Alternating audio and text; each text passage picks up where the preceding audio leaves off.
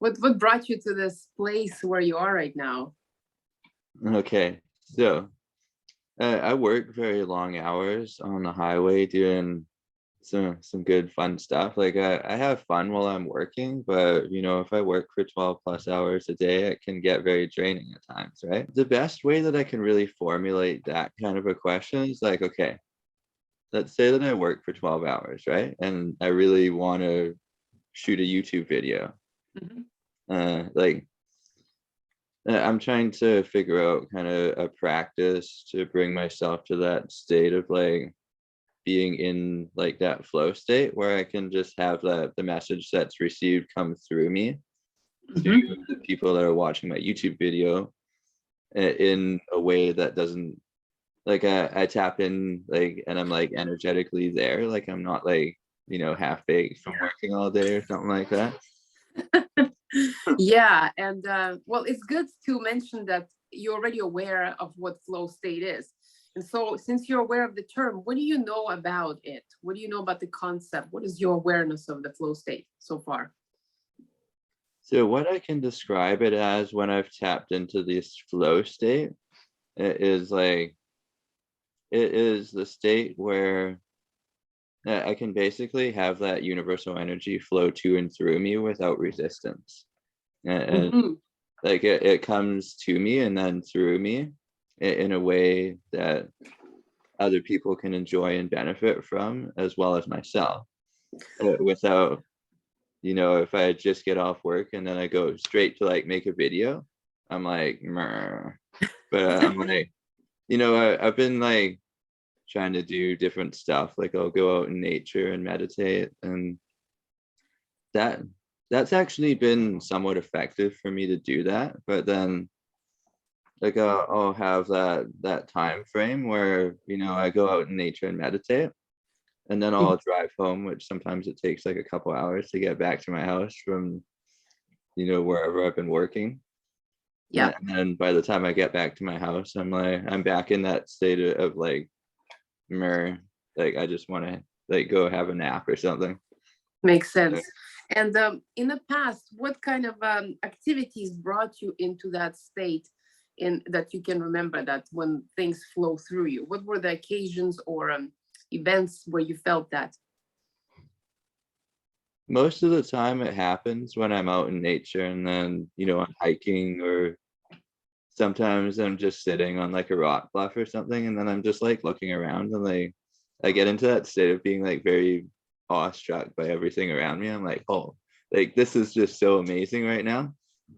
Yeah. And then when I get fired up like that about something, like when I go for a hike and find something super cool like that, like I'm there like right away. Yeah. Like I want to sort of take that energy and bring it into my everyday life, basically, and so that I can find ways to tap into it no matter where I am. Right. And have you tried filming YouTube video in nature when you are feeling that? Yeah, I've actually, as far as YouTube videos are concerned, I've had the best results doing that. Yeah, so that might be the best option. So let me just explain a little bit about the flow state. The flow state, as I'm describing it, is related to the scientific term flow state that was originally discovered and formed by Mihaly Csikszentmihalyi. He is called the grandfather of flow. He has done extensive research, and unfortunately, he just passed away in last October. But he put the foundational work into that flow state research, and now there's further and further research being done about what it is. And what we know so far about the brain in flow state is that it has, first of all, it has four different states that it's a flow state cycle. So, which means you're cycling through different aspects of your being in order to actually get to flow. And those aspects are struggle, release, flow, and recovery. So there's a struggle beforehand is essential in order for us to get into flow because it relates to acquiring new knowledge, acquiring skills, doing something that is difficult in order for us to become masters of it and then experience flow at it. And the second portion would be release when we stop in that struggle. So for example, when we acquired sufficient knowledge of doing something, just like the learning curve at work, for example, we get a new job and we start learning and it's difficult, but eventually we acquire enough and we can release ourselves from that struggle. And then we go into that work knowing what to do and how to do it. And that's when flow occurs. And then the last phase is kind of recovery, just like when we work out in the gym, we need recovery for the muscles. The same applies to the brain. When we use our brain to that extent, when we feel in flow, which means the time kind of disappears, that doesn't matter so much anymore, and our sense of self disappears, and we feel our best and perform our best. That is the flow state. But it's very expensive in terms of neurochemistry and expensive in terms of electricity. So that window of flow can mostly last from 90 to 120 minutes. That's just like the optimal window of flow. And before that, there is preparation, the struggle and release that happens, and then there is a recovery. So when you speaking about going in nature and meditating, that indicates to me that you are being in that release state when you stopped struggling or stopped doing something that you were doing before, which maybe have been difficult, or maybe it used up a lot of brain power, and you just stop and you look at nature. When we look at nature, first of all, we experience a sense of awe, and it elevates us to such extent. And when we look at open vistas, it also slows down our nervous system and we become a lot calmer.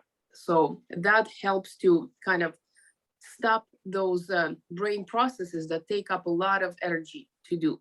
We're no longer making decisions at that point. We no longer try to figure out what to do. We're just absorbing the nature, and it allows us to kind of settle down, because the flow state is all about biology and nervous system. So when you are in nature, you let in that nervous system to calm down in order to open up the channels for that something else to come through. Does that make sense? Absolutely. You had a very good way of articulating that. Thank you. And I'm glad it resonates, because such a subject can be sometimes tricky to comprehend because it's a little bit scientific. There's a little bit of stuff that is involved that pertains to actual brain. But because we are controlled by the brain for the majority of part, it's just we are like walking brain and the vagus nerve and the all electrical system within us that regulates everything. So in order for us to get in flow, we need to be friends with our nervous system, and we need to be friends with our biology, which means it's identifying what aspects of our daily routine causes us to get stressed, what aspects allow us to kind of settle and relax and get grounded, for example. And nature is the best place to get grounded into the present moment and relax from the occurrence of the everyday kind of world. And another aspect that pertains to this whole concept is the brain waves. Even though it has been found that different brain waves happen in the brain simultaneously in different regions, for the majority of part, when we are in this wakefulness state, in the work mode, the wakeful mode, we are mostly in a beta brainwave, which is rather high. There's high fluctuations, there's stuff happening, electricity firing off. But in order for us to get into flow, we need to slow it down. We need to slow down the electricity to alpha and actually lower to theta. And that is done through meditation, because as soon as we close our eyes, our brain waves slow down. If we stay in that state, we might be able to get into theta, which is that state right before falling asleep or right from waking up. It's that theta brainwave, which is very flowy. Ideas flow into each other. There's very little critical thinking happening because it doesn't need to be. We're not looking for danger. We're not scanning the environment for danger. Everything just kind of slow and flowy. And that is the goal for us to get to that state mentally and neurologically speaking, to slow ourselves down to such extent so that ideas can start flowing into each other. Does that make sense so far? Absolutely. So like that pretty much describes what I've already been like cultivating, like through the meditation and invoking of energies while I've been sitting in nature and listening to the birds and most of the time, like I'm by like a creek or a river, I'm listening to the water, and I just allow the thoughts that come in to pass by like clouds. Like I'm not attaching to them. Yes, exactly. You got it. And from there, you have much more chance of getting into that creative state where pattern recognition happens when you notice different patterns within the floating thoughts. And you can also invite new ideas in. It's a place of receptivity. And so when you're speaking about how you go and meditate in nature, but then jump in the car. So in nature, you're likely your brain waves was much slower, you were relaxed, your nervous system was relaxed. But as soon as you jump into the car, it's possible that you jump back into the beta state, which is alertness, which is critical thinking, which is assessing the situation, looking for trouble, just normal everyday driving activity. So as you do that, you kind of bounce back out of that slow brain waves. So in order for you to get back into it, you would have to come home and kind of slow down your nervous system again in order to get into that state. But the thing with flow and electricity, just like motivation, it wanes throughout the day, which means we wake up with certain amount of energy, certain amount of cortisol, certain amount of wakefulness chemicals. And as the day progresses, we use it up and we don't have as much left for the end of the day. So it's harder sometimes to do that at the end of the day if you have used up already all that neurochemistry and other things. So it's very important to work within our biological cycles, which means if we have the most of the energy in the morning, then perhaps there needs to be a way to kind of tap into that energy first thing in the morning, because waiting for the end of the day might not be sufficient. Sometimes it's the body against us in a way, because it has its own rhythms and the flow has to be combined with those rhythms.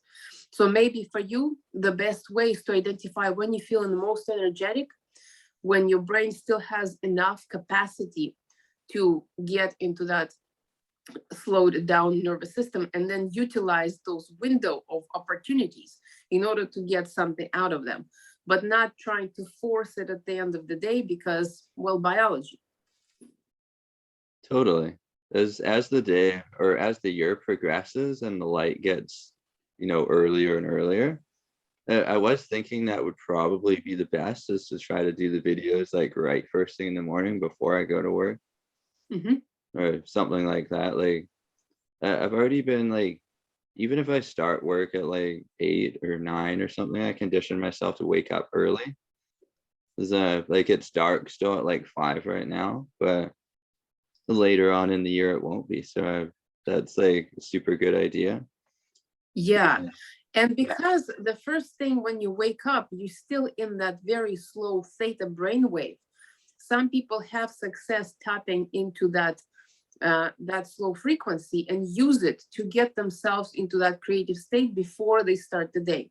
So like, let's say you jump out of bed and you go straight into your activity that produces that flow. Sometimes it works for some people. So you can try that, because that is natural state when you already have that ability to experience the ideas flowing into each other from the night of the sleep, just as soon as we wake up. So that's one of the kind of tricks that can be utilized based on how the brain works and how the brain starts itself every morning. So that would be something to try. What about at the end of the day, if I were to do like some kind of a power nap and then wake up? Like, do you think that would be, like, based on your experience, do you think that would help? Well, so here you are doing exactly that. You're going from beta wave into alpha into theta, and you could even get into delta, which is deep sleep. But it's best not to have a long nap, because if you go too much into the REM cycle, then you not only can scrap your sleep for the night, but you will be too deeply asleep. So it's you can try that, because essentially what you're doing is going into that theta brainwave state for the moment. So maybe like 20 to 30 minutes. They call them, Mhm. what do you call them? Coffee naps, when you drink a cappuccino and you fall asleep. So by the time the cappuccino kicks in, it will be 30 minutes past and you wake up. But late at night, it might affect your sleep cycle within the night itself. But in general, it does present those opportunities to slow down the nervous system and recover a little bit of that electricity and neurochemistry in the brain in order to create that one window of flow opportunities. So yeah, it's exactly, it's possible. So you have to try and see how it works, because essentially it will give you those aspects of the flow state cycle, which will get you out of struggle into release through the nap. And as soon as you wake up from the nap, you might be able to get into the flow. So maybe one thing could be useful is to have set an intention before the nap or the question. So while you're napping, you can be thinking about that question. Your subconscious could be thinking about that. I like that. It reminds me of something I think Aaron said when he does a YouTube video every day, he writes down the title for his next day's video, and then like throughout the night, his subconscious mind is working and putting that content together, so that the next day, then he's already got that framework, right? Exactly. So yeah, I like that. That's cool. Yeah, and then you have also the times on the weekends when your schedule might be different. So you might be able to utilize those times much more fully, because you can plan for them a lot better, knowing where you are with your energy throughout the day. Absolutely, because on Saturday, like today's Saturday, it's not a work day, but I condition myself to wake up at 5 every morning, right? Mm-hmm. So I'm up, I'm doing something like, first thing in the morning, like I'll condition myself for self-love. First of all, I go up to the mirror in the bathroom and I say, Seth, I love you. You're the best. And like when I start my day out that way, even if it is like a work day, I find that it does give me that extra like boost in energy, because without self-love, then everything else kind of falls apart. Exactly. And in a way, it affects our self-critical activity, because in the front part of the brain, we're always calculating, we're always assessing situation. And this portion of the brain always likes to assess and analyze and logically process everything in the environment. And more oftentimes than not, it comes up with the negative results or negative conclusions. So when we do self-love activities like that, or enoughness activities, we kind of slow down that inner critic a little bit, so it can relax for a moment and give us an opportunity to get to the better thoughts and charge ourselves up for the day. So it's definitely a really great aspect of mindset for the day. Like what I'm also trying to get into is like a morning meditation routine. I've always been a little bit unclear about how long to meditate for, but I'm like, okay, maybe like 15-20 minutes or something like that every morning. So that's kind of what intuition has told me, is like, don't like go for an hour or something ridiculous, but like start with that, like 15-20 minutes, and get in the Yeah, habit of that. exactly. And the whole point is that, okay, well, maybe people who are in seclusion and have devoted their life to meditation can actually do 1 hour in the morning of meditation. But everybody else who has to deal with all other aspects of life, they might only have 5 or 10 minutes. And that is much better than nothing. So that is an excellent way to utilize the ability to set ourselves up right first thing in the morning.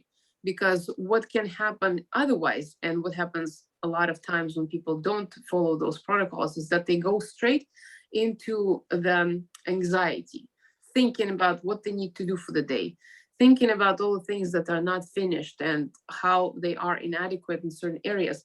And that sets off the day by noticing a lot of negativity. And brain loves to do that. It's designed to notice negativity.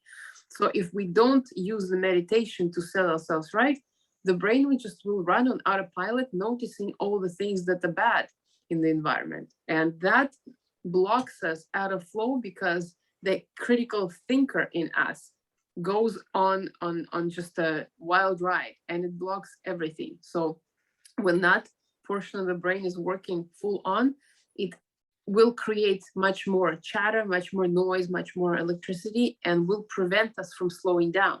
So in a way, starting the day with meditation allows us to train the brain to slow down much more frequently and much more effectively. Hmm. So would you say with a consistent practice of meditation, you could actually like tap into sort of like a way of living that is meditative, where, at work, like you could be meditating even though you're working, right? Yeah, so work in itself, because in order for us to do something at work, we have to learn a skill. We have to learn something. And that relates to flow state, doing something, because there goes a struggle of learning that skill. Then there is a process of release, which whatever it might be for everyday activity, that allows us to kind of release out of that struggle and stop feeling anxiety about something. It's just like we wake up in the morning and we start the day by getting ready, and cortisol, the stress chemical, it just naturally occurs in the morning. as soon as as soon as the eyes see the light. So that's that. Then we proceed. And sometimes for me personally, if I drive from waking up and then I drive, the drive itself could be a release, because it's known. If I drive on an empty road, there's not much going on. I see open vista, and that's kind of sets me up for release. And then I go into work, and the work has been already established as what it is, and that allows me to get into flow sometimes, because that is the function of learning behavior, learned skills that has been kind of established. So it is possible to get into flow doing the tasks that you have learned how to do. You're good at doing them, and you just go into it. So if nothing is distracting you, if you're able to fully focus on whatever task it is without being distracted by phone, by other coworkers, by something out of your environment, you might be able to. So it's a variable activity, but because it follows that flow state cycle, there's quite a lot of possibilities to do that. And the flow state, it works on a gradient scale, which means there could be multiple variations of flow state. One could be super huge and very noticeable, and time just completely disappeared, and you know that you have been flow. But there could be other minor ways of experiencing flow, which could be a lot less noticeable, but nevertheless, they were still focused attention in the present moment, where time flew a lot faster. So there's a scale, and it varies from time to time based on whatever is happening in the environment, based on the situations and all of that stuff. Absolutely. And I have noticed, like, even when I am at work, sometimes that happens, right? Like, all of a sudden somebody will be like, I'll be just doing my thing, and then someone's like, "Oh, what time is it?" And then I'm like, "Who cares?" And then Yeah, and then someone's like tells me the time, and I'm like, it's like 5 hours just went by like it was nothing, right? exactly. And so that being said, in your experience, like you said that there's a finite amount of flow state that you can be in per day, right? Like without your rejuvenation through the cycle of sleep. So would you say that if I were to commit to a daily practice of meditation, let's say, I could increase that level, like have more flow state every day, or be able to tap into it more every day? Yeah, that's a great question. And as far as that state goes, um, it's not the goal to be in there all the time. And Hmm. it's not the goal to be in there consistently throughout the whole day. And it's not like working out with muscles and building the muscle strength and then you can lift your weights all day long. No, um, because that could cause heavier burnout if we are sort of not careful about how much recovery happens at the end of each cycle. You can figure out how to improve flow moments. You can kind of increase the ability to have those more often, but without noticing how much you have been in there, it's possible to get burnt out, and it's possible to get too much, use up too much of it, and then have longer periods of time when the chemistry will have to be rebuilt. And it happened a number of times with people who are gaming, for example, and they would get in the Hmm. game and they would experience an incredible amount of flow and everything is great, but after a certain period of time they would have difficulty getting back into that some same state of flow because they have used up so much already in the past, and it takes brain longer and longer to get back into that. So that is the tricky part, because we do want to experience it often, but if we experience it too much, it could cause us to like use up more of the neurochemistry than we would like to. So it's a balanced situation, and more like, I like the word precision more than the balance, because balance means it's equal. It could be 1 week there's more of it and another week there's less of it, but consistently striving for consistent increase, that could cause a little bit of an issue, in my opinion. Okay. So I like the fact that you use the word precision, because that's something like, that's kind of like the underlying concept here, I believe, is like you want to get to that point where you're able to like use that energy like precisely when you want to, or kind of, I guess that would be a way to put it, like, you know, kind of save up that neurochemistry to use it at the correct time that I want to be using it. Yeah, exactly. And so there's kind of a difference between the state of being, which is kind of flowy and life flows through us, and those specific flow state moments, because it's possible to have very flowy existence where you don't resist as much the life that is happening around you, for you, and whatnot. But there's a little bit difference between the flow state itself, because that is the like a container, it's a box. And so the more you are aware of what is part of it, the more you're aware of what things can block it or improve it, then you can prepare yourself ahead of time in order to experience those boxes of flow moments regularly, and kind of place your creativity in those boxes, so there becomes a precision game of knowing exactly how much sleep you need, exactly how much workout, exercise, meditation you need, exactly what kind of foods make you distracted and what kind of foods help you be one with the body, and understand all that. So it all kind of comes together at some point once you learn about your own kind of neurochemistry, brain chemistry, body chemistry. All of that fits together, because the goal is we want to work with the body. We don't want to work against it. We don't want to go into the flow states completely ignoring what the body needs or wants. So precision is the word that I use because of that. Absolutely. Like you want to be working with the forces that are already in play rather than trying to sort of like reinvent the wheel or do your own thing. Yeah. Yeah, and another aspect that is very important for flow state is the passion and purpose. When there is underlying passion within the activity that we desire to get in flow state, and there's a purpose behind it, then becomes a lot easier to continue um, identifying those aspects of our daily cycles that affect it. So over a long-term period of time, passion and purpose will be like that inner fire that will continue helping us grow and evolve and learn more and more about it. So in summary, I guess you could say like getting more precise with that, like those blocks of flow state, it would be you just like becoming consciously aware of like where your own biorhythm is at.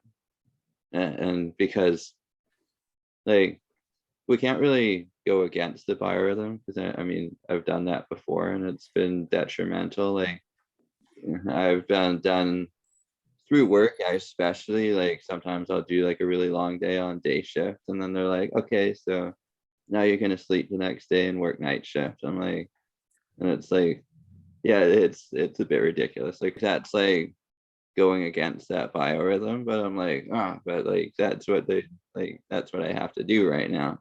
So in summary, I guess you could say to know thyself on a deeper level is to be able to enter that state more precisely. Yeah, exactly. And sometimes it helps to have extra help guiding you towards understanding what aspects of your biology and psychology kind of work together or don't, because there are things. So the blocks for flow, for the majority of things, is lack of clarity, where we're going, why we're going somewhere, why we're doing things, and overwhelm or exhaustion. So those are kind of the biggest things. If the body is exhausted, no flow. If you're overwhelmed, when there's too much happening, when the struggle is too much, when you're trying to learn something new and it's brand new and there's a lot of information that needs to be taken, it creates overload on the brain level, and it's hard. It needs to be reduced. And going against the biorhythms, using not getting enough sleep, those are the physiological things that affect us the most. And but on top of that, there's also negative thinking, which we just spoke about at the beginning. If in the morning you set yourself up for positivity through self-acceptance, you at least take care of that negative thinking. That would also, negative thinking activates inner critic blocks the flow. So things like that are the biggest things to watch out for in order to optimize ourselves for flow. I love talking about flow state because for me it represents the culmination of our kind of our creative ability and our functional ability. But sometimes it could be hard for people to understand what it's like. But fortunately, you already had like comprehension of what it could be. So it was really awesome. Like that's kind of more so what like I have some comprehension of it, but I do want to cultivate more clarity on getting that precise, like, okay, this is like the method I'm using to get to that point where I am in that flow state when I want to be there. And yeah, and not so much like when I want to be there, but when my body wants to be there too. Yeah, and it helps to have a checklist to identify when you have been in those situations which were so great that you can remember they were the flow states. You identify them, you identify what happened beforehand and then what happened after. You notice it, and then you start making a checklist for yourself of what aspects usually happen for you in order for you to get there. And then you start checking out the things like, so meditation in the morning, okay, that helps. Did I do it today? Check. Good sleep. Did I have good sleep? Okay, check. Positive affirmations or positive setup, whatever it is, check. And so things like that. Was I overwhelmed? Did I look too much on my, did I scroll too much on the electronic devices? If it's too much, it could prevent me from getting in there. So check, no check. So things like that, when they are put in the list, you can monitor yourself and then create more precision based on how it goes further. Absolutely. And that makes a lot of sense to me, to just like start writing it down and maybe have like kind of like a journal about it, like day to day, where you kind of are keeping track of like all these different things about yourself. Because like I've followed a lot of research on this subject in various different aspects, but the way that you described it was actually super articulate and super resonant to me in specific. So I just want to say I really appreciate that. And Awesome. Um, so there's a guy that I follow called Dr. Joe Dispenza. You might be familiar Oh, with him. love Joe. He's so And awesome. yeah, Yeah. and what he says is to meditate is to know thyself. And that was something else that really resonated. I'm like, wow, like to meditate is to know thyself. Like, you know, why shouldn't I make it a daily habit to meditate, right?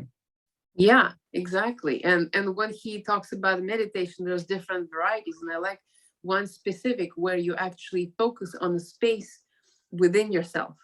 That is my favorite approach, because Mhm. when you are looking for the space, you're no longer focused on your kind of created personality. And so you're able to bypass that construct in a way for that moment of time. And the more often you do it, the more you start inviting more ideas in through that observation of the space.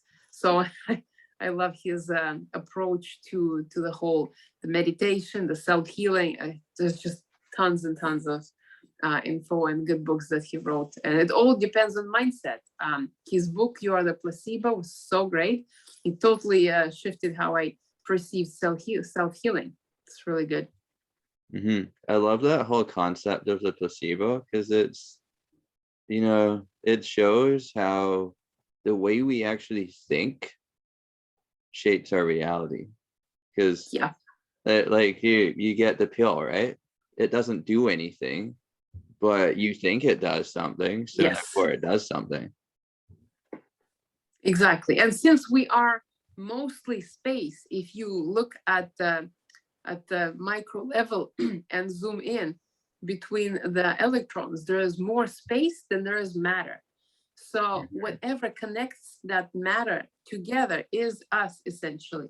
So it's, and the flow state is when we allow the ideas from that other space to enter into our kind of consciousness and then create further reactions and thoughts and feelings through that. So for me, when, it's funny that you mentioned Joe Dispenza, because it's like he talks about accessing that space. And I think the flow state is that window of viewing that potentiality, that field of consciousness beyond ourselves. So when we are in those moments of deep embodiment, deep flow, deep connection, we are actually having those little windows into that quantum field in a way. Absolutely.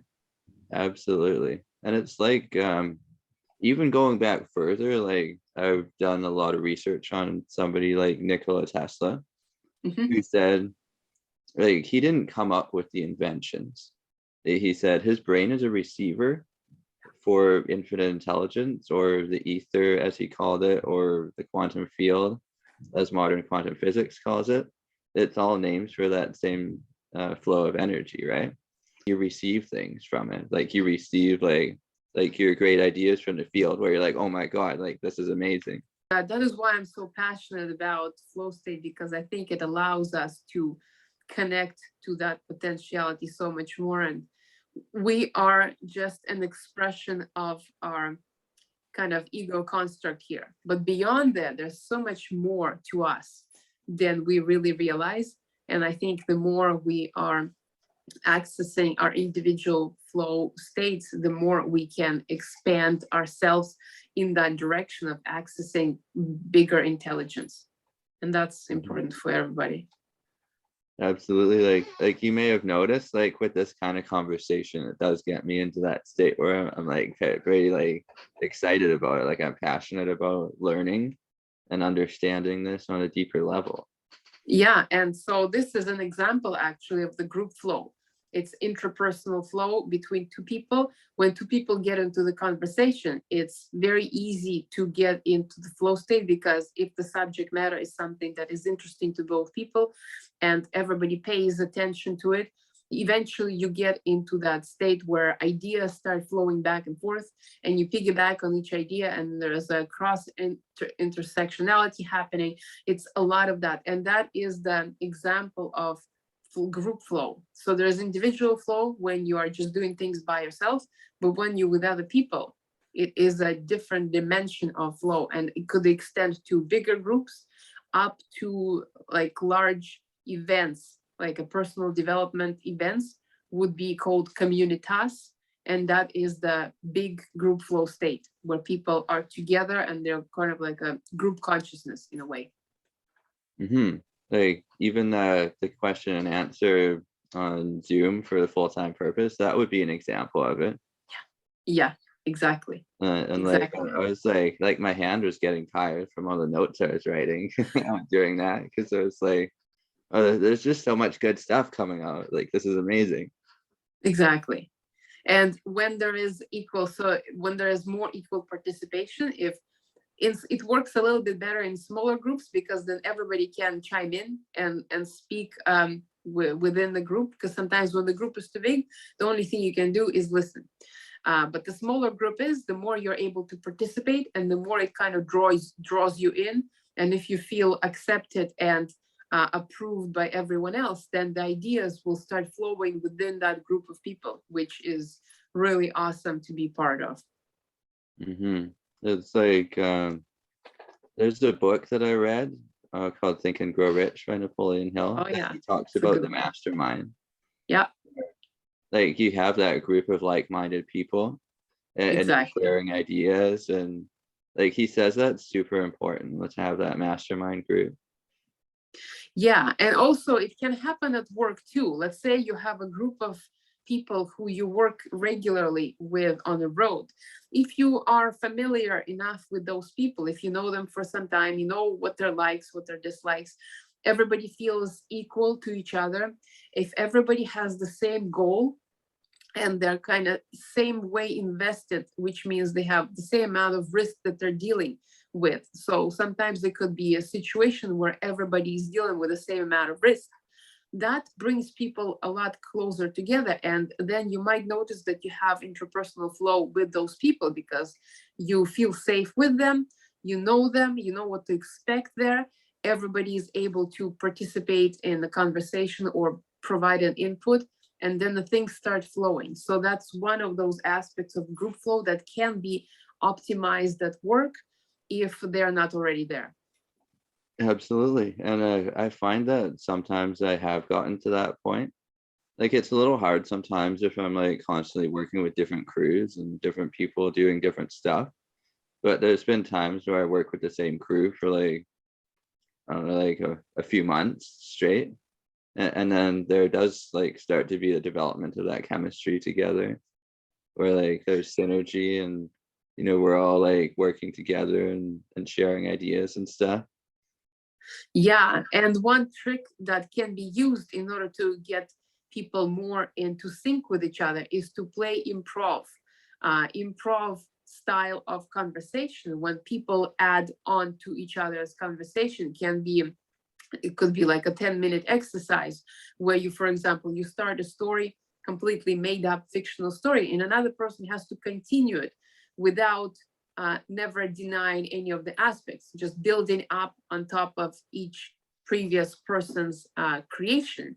Then together you are able to create this kind of unique, completely fictional, completely absurd story. But because of its uniqueness and everyone's participation in it and everyone's allowance of it being there, it can break the ice sort of for the people who may be newer to the group. So that's one trick to keep in mind and use sometimes that could be useful. That is a good idea for sure, because it helps. Like sometimes people are super introverted and they don't even want to talk, and then as soon as somebody's like breaks the ice, then they're talking, right? Yeah, and when people laughing together, that automatically brings them together on the same level, and people feel included, they feel safe, and then they trust each other more. When you trust each other more, you can work with each other a lot better than if you're not sure how others are going to react to you. So Hmm. I find for myself personally, this could be a note for my notebook, that when I have somebody else there that's you could say resonant with that same information that I'm very passionate about, it's a lot easier for me to get into the flow state. Like when I'm by myself, sometimes I'm like, I want to be there, but sometimes I'm just not there, right? yeah, exactly. And that kind of relates back to, there's a concept of challenge skill ratio. There has to be a certain challenge presented in front of us. So for example, let's say you're trying to fix a washing machine or something complex, and it is taking a lot of attention, but you have enough skills to do that because you've trained or you learned or whatever. In that way, you might be able to get into that state much easier because there's actually some challenge presented to you that you have to solve, and you have enough skill to solve it. If there is not enough challenge, if you just sort of kind of want to experience that flow state, it might be difficult because there's nothing that pushing that struggle phase that needs to happen beforehand. And there's nothing that presenting itself as a problem or as a challenge. And therefore, it becomes too boring when there's not enough, where you have plenty of skill, but not enough challenge. It will be boring and you won't be able to get that ratio. So It's just like when I put the camera in front of me, that's like a challenge, right? And it's like, then sometimes I'll shoot a video and then the inner critic's like, oh, don't post it, it's not good enough or whatever. I'm like, so I've gotten pretty good at ignoring that and just posting it anyways. And then, like, then I've been posting videos and people love them and they're like, man, like you should post more stuff. And I'm like, well, good thing I didn't listen to that voice that told me not to post it, right? yeah, but this is an example of where the challenge is too greater.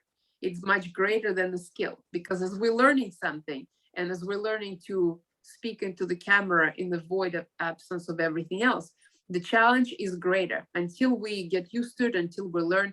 And so the inner critic will be jumping in a lot more often, which will block us out of flow for the time being as we're learning that process. But as we keep doing it and as we keep ignoring the inner critic and getting more skill acquisition through the process, eventually the challenge will no longer be so great and the skill will be sufficient.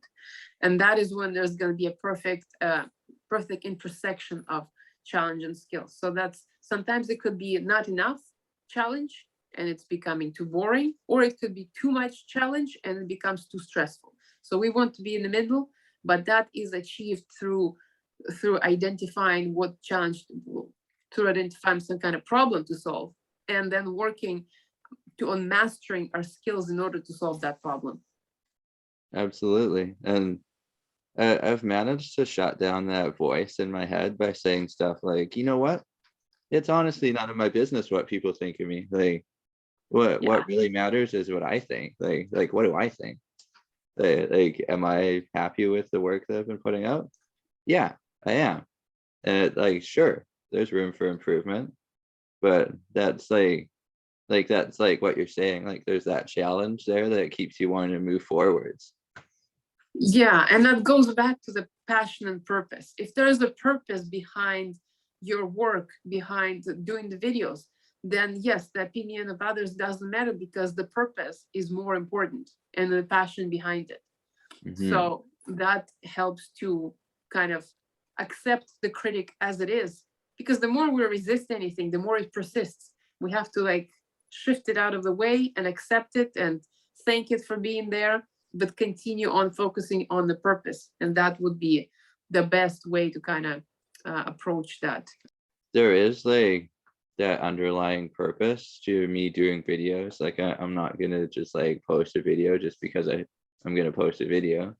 Like, I actually, like, when I receive a download from like infinite intelligence or the quantum field or however you want to put it, I'm like, you know what? Like, I get that intuitive urge. Like, I'm like, you got to share it. Like, you got to share it with others, because if you don't share it, then you're like, nobody else can have value from it. It's just like for me, if I personally had value from it, that's one thing. But if I can even just share it and one other person has value from it, then that's like double the value, right? Exactly. So that is like the passion and purpose to it that I tap into, and I have a conversation, right, with my inner critic. Like, I'm not just like shutting him down. I'm like, that's like, I'm like validating. I'm like, you know what? Like, I appreciate that point of view, but there's also this, like, this underlying value to sharing this video. And yes, it may not be perfect, but it's relatable in the fact that it isn't perfect. Exactly. It's finding our voice. I think it's important to, in order to leave our legacy behind of whatever we are, whatever we create, we need to discover what it is that we're most passionate about, then find a voice for expressing that, and then overcome that inner critic so that we can actually get it out into the world for others to see. Because they have been, for me, there has been plenty of videos from random people that helped me along the way tremendously. So if my video or your video can help somebody at least a little bit, that's already a move into the positive direction. Absolutely. Yeah, well, this was awesome. Is there anything that you want to mention in closing remarks? This was great experience of interpersonal flow state, and we spoke about so many aspects. I hopefully people will find it useful.